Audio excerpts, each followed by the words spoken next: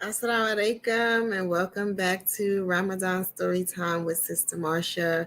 I'm so glad that you could join me yet again for another one of our stories.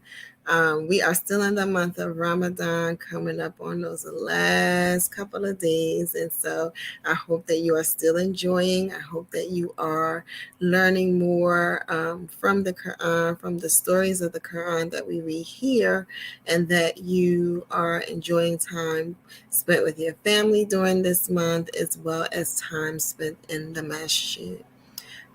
We are going to jump into tonight's story, which is another one from the My First Quran storybook series. And this one is titled The Story of Two Gardens. And without further ado, we're going to jump in.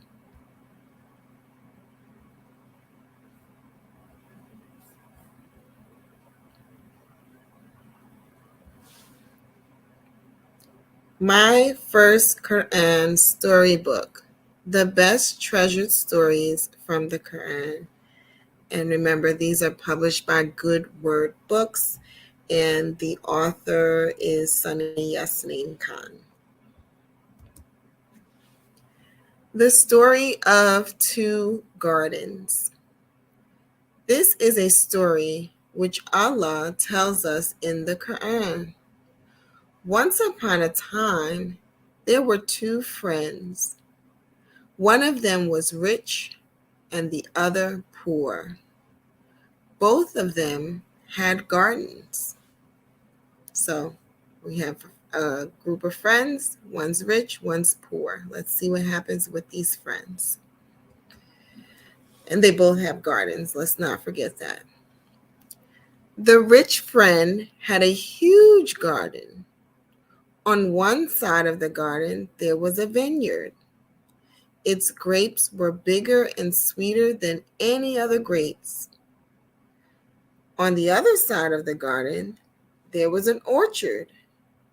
It was full of date palms. There were so many palms that it was impossible even to count them without making a mistake. Between the two gardens, there was a field of corn. And here we see a picture of those grapes that we just spoke of. Every time the two friends met, the rich friend used to say, "I am richer than you, and my family is better than yours." The rich man loved his garden a lot. He looked at his garden with lots of pride. He thought, "It is a beautiful garden. It will be always full of fruit. It will never be destroyed, not even on the last day." He seems pretty confident. Let's see what happens afterwards. "And when I die, I am sure I will have an even better garden than this." The poor friend heard what the rich friend had said. He was surprised by his pride. Once he asked him, "Don't you believe in Allah? Allah has made you. He gave you all you have. Why don't you praise Allah? Why don't you praise him when you enter your garden? Why don't you say, 'Everything happens as Allah wills'?" Then the poor friend said, "I am poorer than you. My family is also not as great as yours. But if Allah so wills, he will give me a garden even better than yours. If Allah so wills, a storm might ruin your garden, or the streams might run dry, and there might be no water for your garden."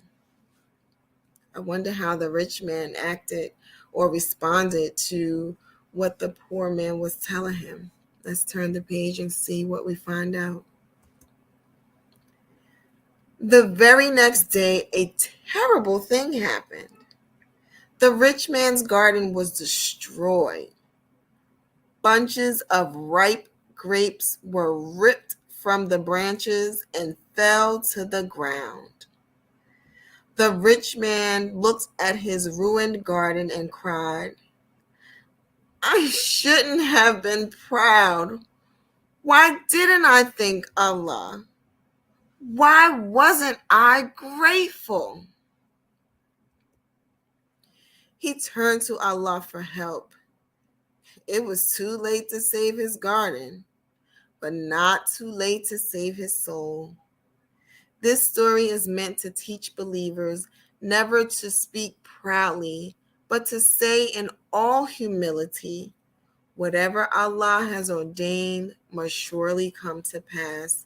There is no power save with Allah. And that is our story for this evening. Thank you so much for joining me again. Tonight's story is titled The Story of Two Gardens. We learned about two friends, one rich, one poor, one with a very fruitful garden and the other with not so fruitful of a garden. But the poor man, who had the garden which was not as large and as fruitful as the rich man's garden, that poor man was able to teach the rich man a lesson, and his lesson was to always give honor and praise to Allah or God for the things that we have, because just as easily as we have those great things, we could lose them. And many times we lose them because we are ungrateful. Thank you so much for joining me again tonight for Ramadan Storytime with Sister Marsha. I look forward to our next Ramadan Storytime. And until then, Assalamu alaikum, Ramadan Mubarak. Have a great night.